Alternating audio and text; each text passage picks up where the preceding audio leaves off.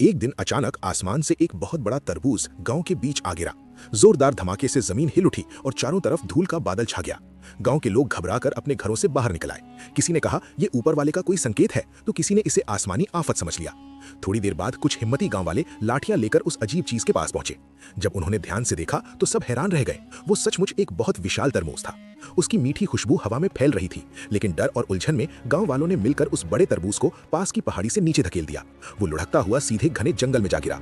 उस जंगल में सफेद रंग के समझदार शेरों का एक छोटा गैंग रहता था। उन्होंने इतना बड़ा तरबूज पहले कभी नहीं देखा था।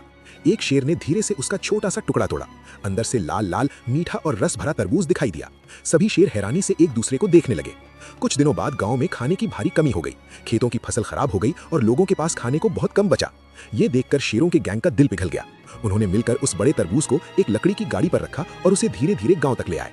जब गांव वालों ने उस बड़े तरबूज को फिर से देखा तो उनकी आंखों में उम्मीद की चमक लौट आई। जब तरबूज को काटा गया तो उसके अंदर से कई छोटे छोटे तरबूज निकल आए। पूरा गांव खुश हो गया। लोगों ने मिल बांट कर खाया और कई दिनों बाद उनके चेहरों पर मुस्कान लौट आई। जब सब लोग खुशी मना रहे थे तभी दूर जंगल की तरफ देखा गया।